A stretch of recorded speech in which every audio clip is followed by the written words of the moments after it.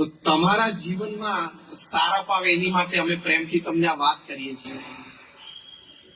એટલે purity of personal life રાખજો. અમે આટલું કામ કરીએ છીએ, અમારે વ્યસનની જરૂર પડતી, તમારે ના જરૂર પડે. અને બીજું શું છે, તમે વ્યસન રાખો એટલે અંદરથી ઘણી બધી એનર્જીસ દબાઈ જાય છે. ભગવાને એક ઇન્ટરનલ સિસ્ટમ મૂકી જ છે.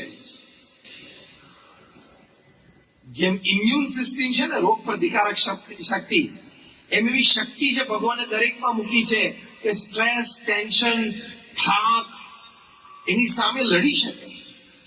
હવે બહારથી વ્યસન નાખીને આપણે એની સામે લડવાનો પ્રયત્ન કરીએ, ઇન્ટરનલી પેલી શક્તિ કાયમ માટે દબાઈ જાય. It's better to fight your issues with natural resources than artificial ones, isn't it? Fight with natural resources that you have. A reading habit is a natural resource. Yoga and exercise is a natural resource to fight. Association with good and like-minded people is a natural resource to fight. Keeping good company is a natural resource to fight. આવા natural resources ભગવાન આજે બધું ગોઠવ્યા છે કે જેમાં આપણે આપણા કામમાંથી ઉપજતા tension, સ્ટ્રેસને લડી શકીએ. તો એ સ્ટ્રોંગ ના બનાવીએ, એ મજબૂત ના બનાવીએ.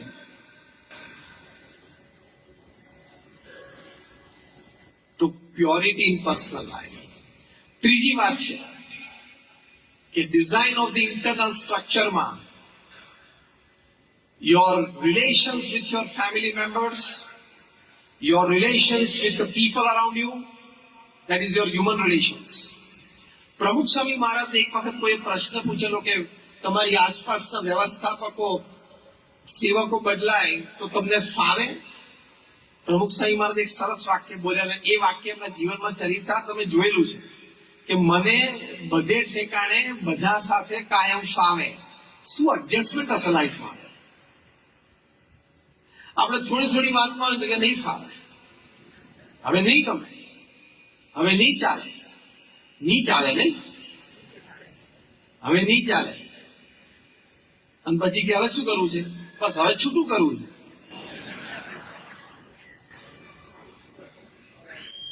એ પણ કેટલો મોટો રેટ વધી ગયો છે સમાજમાં. પેલું રૂપથી આકર્ષાઈ જાય, અથવા પૈસાથી આકર્ષાઈ જાય, અથવા ધંધાથી આકર્ષાઈ જાય પણ લગ્ન કરે. પણ એ બધી વસ્તુ તો ટેમ્પરરી છે. આખી જિંદગી ભેગા જીવવા માટે વેલ્યુઝ જોઈએ, સંસ્કાર જોઈએ, એ અગત્યના છે. એ જોયું ના હોય તો ઓછું જોયું હોય, પછી આ કેસીસ બને. પૃથ્વી ઉપર રોજ 9,800 ડિવોર્સિસ થાય છે. રોજના 9,800 divorces. Unfortunately, it will touch the unfortunate magical figure of 10,000 divorces per day in the next 2 months, according to data and statistics. 10,000 divorces per day. એટલો બધો તો શું વાંધો પડી જતો હશે? અમેરિકામાં 300 લોયર્સની, ડિવોર્સ લોયર્સની મીટિંગ થઈ. સાંભળવા જેવો કેસ છે. 300 ડિવોર્સ લોયર્સની 3 દિવસની કોન્ફરન્સ થઈ. એ કોન્ફરન્સમાં reasons for divorce among young couples એની ચર્ચાઓ થઈ. 3 દિવસના અંતે એ લોકોએ કન્ક્લુઝન પેપર તૈયાર કર્યું. એમાં 5 કારણો લખ્યા કે યંગ કપલ્સમાં ડિવોર્સિસ કેમ થાય છે. 5માનું એક કારણ એવું હતું કે over indulgence of the mother in her daughters in laws family.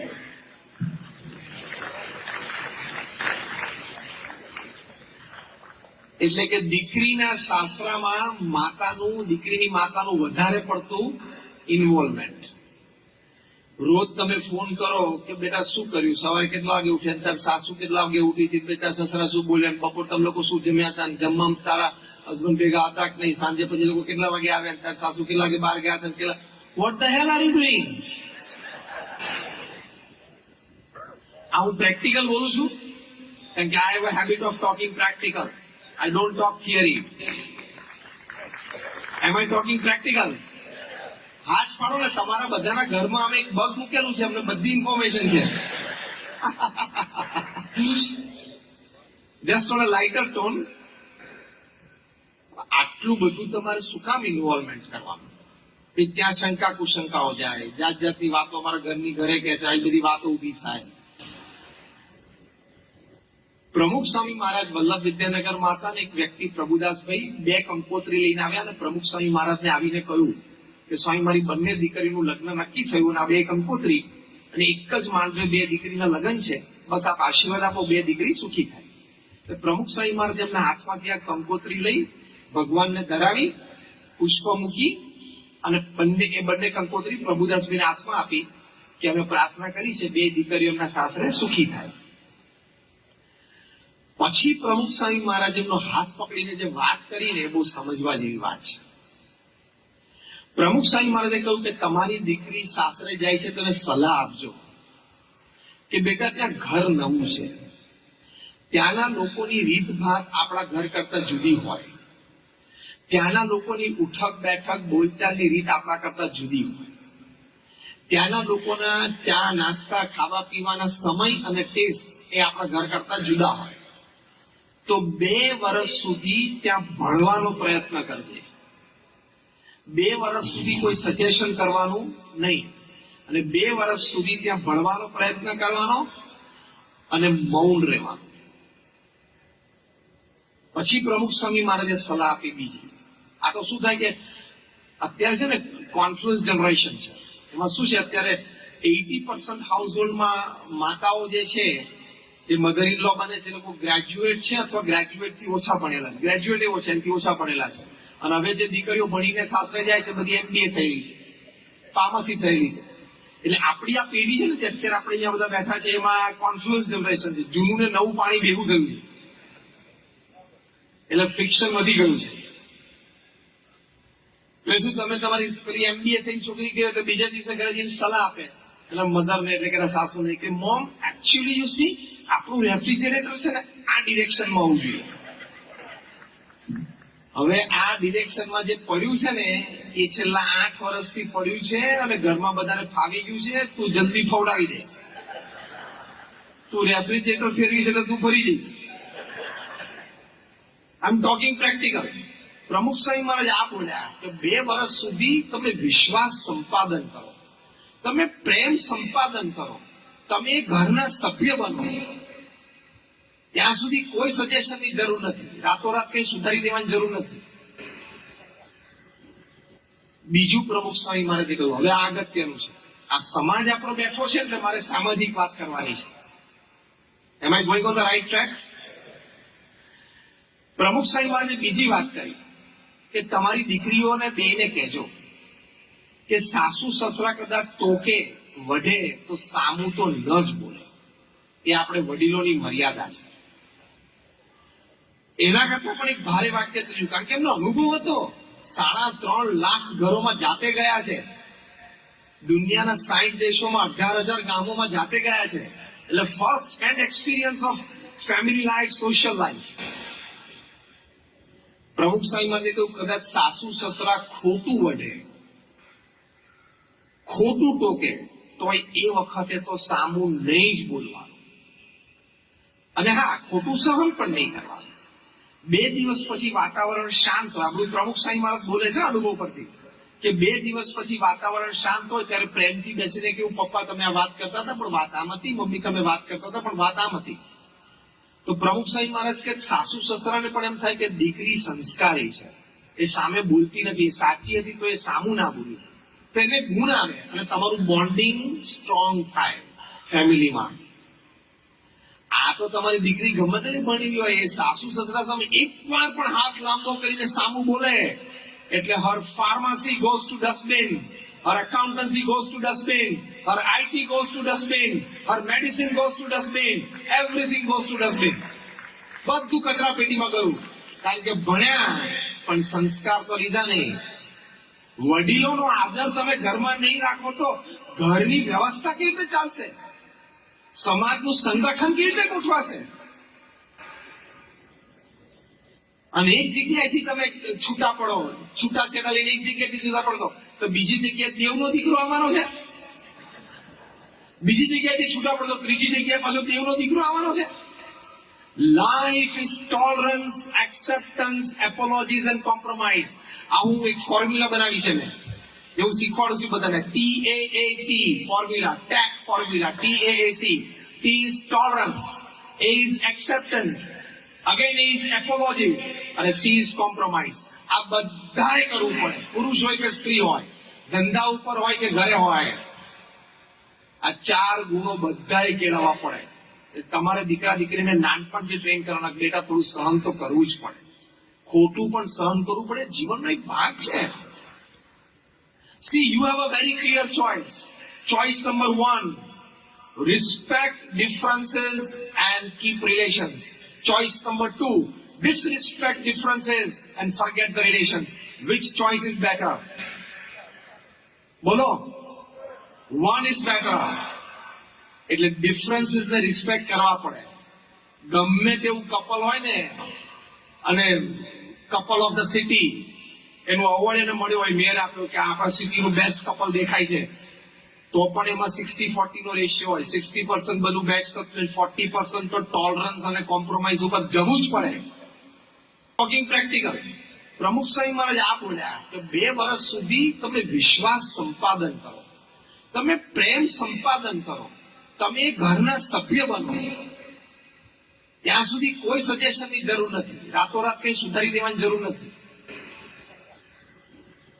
બીજું પ્રમુખ સ્વામી મહારાજે કહ્યું, હવે આ અગત્યનું છે, આ સમાજ આપણો બેઠો છે એટલે મારે સામાજિક વાત કરવાની છે. Am I going on the right track? Pramukh Swami મહારાજે બીજી વાત કરી કે તમારી દીકરીઓને બેને કહેજો કે સાસુ સસરા કદાચ ટોકે વઢે તો સામું તો ન જ બોલે.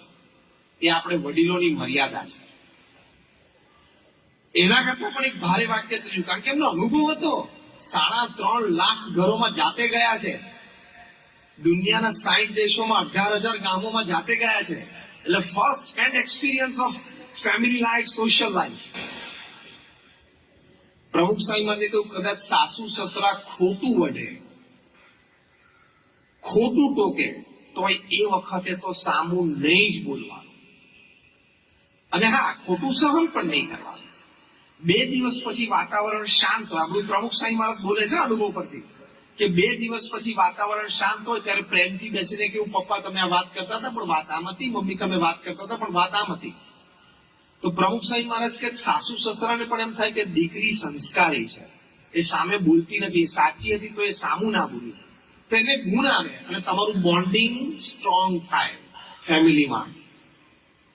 આ તો તમારી દીકરી ગમે તેને ભણી હોય, એ સાસુ સસરા સામે એકવાર પણ હાથ લાંબો કરીને સામું બોલે એટલે her pharmacy goes to dustbin, her accountancy goes to dustbin, her IT goes to dustbin, her medicine goes to dustbin, everything goes to dustbin.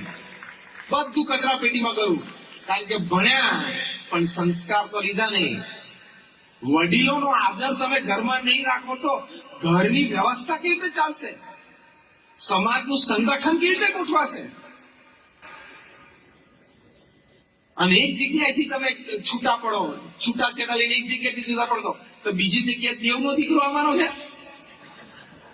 બીજી જગ્યાએથી છૂટા પડો ત્રીજી જગ્યાએ પાછો દેવનો દીકરો આવવાનો છે. Life is tolerance, acceptance, એપોલોજીસ and compromise. આ હું એક ફોર્મ્યુલા બનાવી છે મેં, એવું શીખવાડું છું બધાને. TAAC formula, take formula, TAAC. T is tolerance, A is acceptance, again A is apology, અને C is compromise. આ બધાએ કરવું પડે, પુરુષ હોય કે સ્ત્રી હોય, ધંધા ઉપર હોય કે ઘરે હોય. આ ચાર ગુણો બધાએ કેળવવા પડે.